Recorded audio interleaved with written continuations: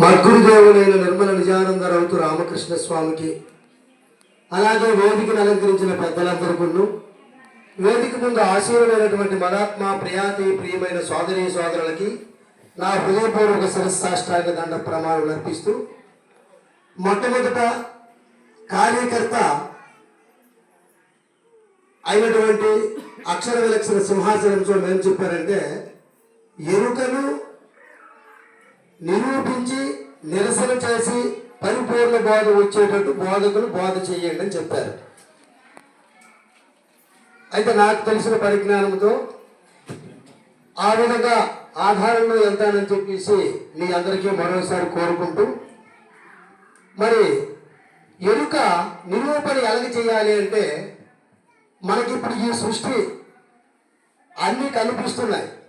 ఈ కనిపించిన పంచభూతాలతో ఊరుతలను అది నిరూపణే. అందుకే మనకి భద్రాద్రి రామశతకంలో పరశురామ నరసింహదాసు ఆత్మయందునే ఒక ఆకాశం ఉదయించే, ఆకాశమందు అనిలంబు పుట్టే, అనిలంబు వల్లను అగ్నిహోత్రుడు పుట్టే, అగ్నిహోత్రుని వల్ల అప్పు పుట్టే, అప్పు వల్లను అవని స్థలంబు పుట్టే, అవనియందు ఓషధులు ననర పుట్టే, ఓషధుల యందు అన్నము ననర అన్నము పుట్టే, అన్నమందు నరులాది సకల జంతు జాల జగ యుగంబులాయే, ఈ రీతి పరమాత్మ మాయ వలన. ఆయన ఇది ఉన్న అంటే నేను ఎరుకు చూపిస్తున్నాడు. పంచభూతాలు వచ్చాయి, పంచభూతాలలో ఇదంతా పుట్టిందని చెప్తున్నాడు. అయితే ఈ ఆత్మ అవ్యక్తము మహత్వము మహదాంకారమని, ఆ అవ్యక్తమే మనకి కనిపించినటువంటి సుషుప్తావస్థని, దాని నుండే స్వప్నావస్థ దిగజారిందని, దాని నుండే ఈ జాగ్రత్త అవస్థ వచ్చిందని, ఈ జాగ్రత్త అవస్థ 25 ఇంద్రియాలతో కూడుకొని విశ్వమనే నామముతో కన్నుని ఆధారంగా చేసుకొని, అదే ముఖాన్ని ఆధారంగా చేసుకొని మొత్తం జగత్తల్లా పరిపాలిస్తుంది. ఇక్కడ 25 ఇంద్రియాలు ఉన్నాయి. ఆ 25 ఇంద్రియాలు ఆకాశతత్వానికి 5, వాయుతత్వానికి 5, అగ్నితత్వానికి 5, జలతత్వానికి 5, పృథ్వీతత్వానికి 5 అని చెప్పేసి మనకి భద్రాద్రి రామశతకంలో చెప్తాడు. ఆ 25 ఇంద్రియాలతో విశ్వడనే నామముచే జాగ్రత్త అవస్థలో ఈ విశ్వమంతా మనకి పరిపాలన చేసి చూపిస్తుంది ఆ అవస్థ. మరికొద్దిగా విచారణ చేసి మహత్తు అన్నారు, అవ్యక్తం తర్వాత మహత్తు అన్నారు. అంటే కింద మహదాంకారం నుండి ఇప్పుడు మహత్తుకు వచ్చాం. మహత్తు అంటే స్వప్నము అని అర్థం. లేనిది ఉన్నట్టు తెలియజేయడమే స్వప్నం. అక్కడ ఏమి లేదు విచారణ చేస్తే, కానీ ఉన్నట్టు మనకు కనిపిస్తుంటుంది. అది కంఠస్థానములో తైజసుడు అనే నామముతో 17 ఇంద్రియాలతో అక్కడ కళలు వస్తుంటాయి. అయితే మిగతా 25 ఇంద్రియాలు 17 ఇంద్రియాలు అయితే మిగతా ఇంద్రియాలు ఏమైనట్టు? అవి ఉన్నాయి, కాకపోతే అవి నిర్లిప్తమై ఉన్నాయి. ఆ 8 ఇంద్రియాలు ఏంటి? జ్ఞానము, చిత్తము, అహంకారము, శబ్ద స్పర్శ రూప రస గంధము, మొత్తం 8 ఇంద్రియాలు. ఆ 8 ఇంద్రియాలు స్వప్నావస్థలో లయమవుతాయి. ఆ ఇంద్రియాలు లయమైతే స్వప్నం అనేది వస్తుంది, లేకపోతే స్వప్నం అనే అవస్థ రాదు. కాబట్టి స్వప్నావస్థలో ఈ 17 ఇంద్రియాల ద్వారా నరుడు అనేక విధాలుగా కళలు కట్టుంటాడు. కొంతమందికి ఇక్కడ 2 రకాలుగా వస్తుంది కళ. ముందు జాగ్రత్త నుండి స్వప్నంకి వెళ్ళి, స్వప్నం నుండి సుషుప్తికి వెళ్ళి, సుషుప్తి నుండి తుర్యముకి వెళ్ళి, తుర్యము నుండి తుర్యాతీతం కాడికి వెళ్తాం. మళ్ళీ తుర్యాతీతం నుండి తుర్యము, తుర్యము నుండి సుషుప్తి, సుషుప్తి నుండి స్వప్నము, స్వప్నం నుండి మళ్ళీ జాగ్రత్త. అదే మెలకువ. అయితే ఇది ప్రతినిత్యము అనునిత్యము 84 లక్షల జీవరాశులకు జరిగే నిత్య ప్రక్రియ. ఇది ప్రతిరోజు అందరికీ జరిగేదే. కొంతమందికి విచారణ చేసిన వాళ్ళకి ఇన్ని రకాలుగా జరుగుతుంది తెలుస్తుంది, మిగతా వాళ్ళకి తెలియబడదు. ఈ విధంగా ఈ ఎరుక సకల వ్యవహారాలు, సకల వ్యాపారాలు చేసుకుంటూ ఈ అవస్థలు అనుభవిస్తూ పోతుంది. ఆత్మకు మాత్రం ఏమీ సంబంధం లేదు. ఇందాక అధ్యక్షులు వారు చెప్పారు, ఆత్మ మొదటి నుంచి ఆఖరి వరకు ఒకే విధంగా ఉంటుంది.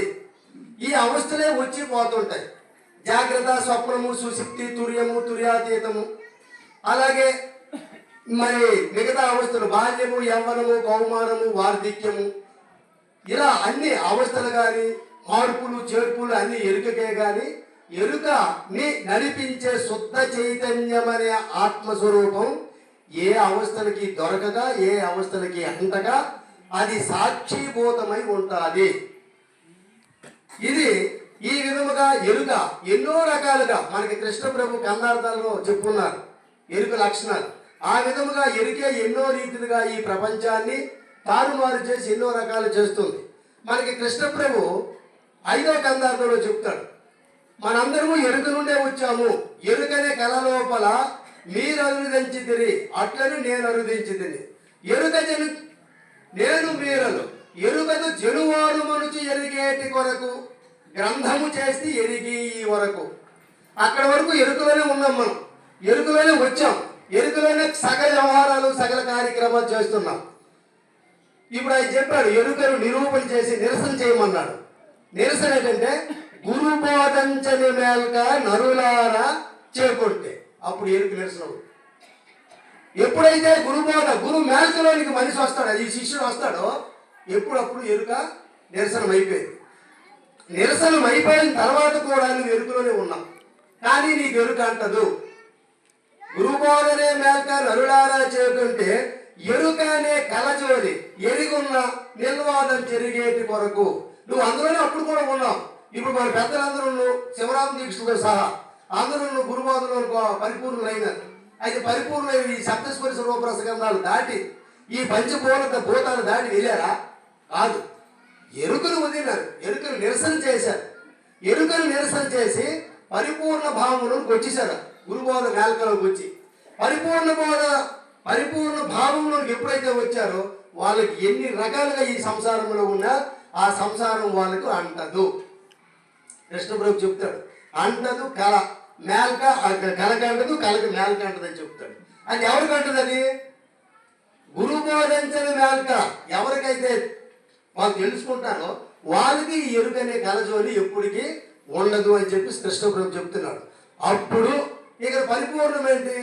మొన్న ఒక ఆయన చెప్పాడు, ఎరుక గురుడు చెప్పాలంటే కొన్ని రోజులు కాదు, మనం సచ్చిన వరకు బోధ ఉంది.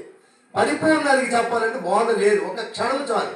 గురువుకి దయ వచ్చిందంటే మనకి ఆల్రెడీ ఆ స్థితి చూపిస్తాడు. అతనికి దయ వస్తే 6 నిమిషముల బోధ స్థితి నీకు కుదిరించు, సిగ్గు విడిచి కొలువు మానీకు. ఎప్పుడైతే గురువుకు మనం తనుమల రామనిచ్చి ఉపచారాలు చేస్తామో అప్పుడు ఆయన మనకి ఆ నిజమైన బయలు స్వరూపాన్ని మనకు చూపిస్తాడు.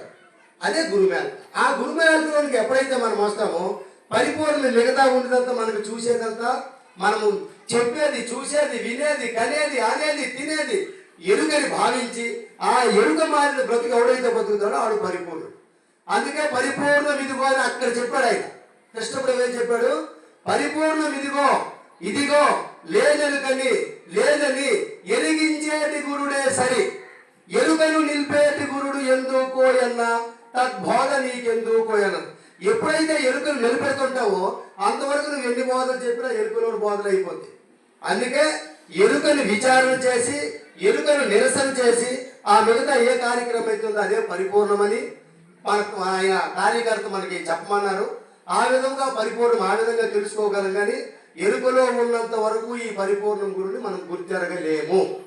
సప్తస్పర్శ రూప రసగంధాలకు దాటి పరిపూర్ణం ఉందని పెద్దలు చెప్తున్నారు. ధ్వని మొదలకు తన్మాత్రలు కనుగొనగా దేశమైన గాన్పించని చోటు బట్ట బయలు గని, ధ్వని ముఖ తన్మాత్రలు ఉన్నదాన్ని ఎరుకగా గని, ఈ రెంట్లో దేన్ని ఎరుకగన్ ఉనికి కలిగిన ఎట్టి ఘనుని సన్నతి శిక్షం బడరాదు వినరాదు అని కృష్ణప్రభు. అంటే ఎవరైతే పరిపూర్ణంగా సప్తస్పర్శ రూప రసగంధాలకు దాటి వెళ్తాడో వాడికే ఈ పరిపూర్ణ గురుడు తెలియబడుతుంది. అంతవరకు ఇది తెలియబడదని చెప్పేసి పెద్దలు మనకు ఉద్ఘాటించారు. కాబట్టి మనము కూడా ఆ విధముగా మన ప్రయాణం కూడా సాగించాలని మరోమారు నమస్కరిస్తూ, నాకు టైం అవ్వకపోయినా మరి ఆయన బెల్ కొట్టే ముందు నేను బెల్ కొట్టేస్తున్నాను. జై భరో సద్గురు ప్రేమ మహారాజ్కి. అలాగే అయ్యా మాది ఒక పూజ ఉన్నది 2021-22. ఆ పూజకి మరి ఈ ప్రాంతంలోనే మేము కూడా అక్కడ చేస్తాము, అంగరంగ వైభోగంగా చేస్తున్నాము. మీరందరూ ఆ పూజకు వచ్చి మీరు ఇప్పుడు ఎలాగైతే జయప్రదం చేస్తున్నారో మా పూజకు కూడా జయప్రదం చేయాలని కోరుకుంటున్నాం. ఊరి పేరు చెప్పరు.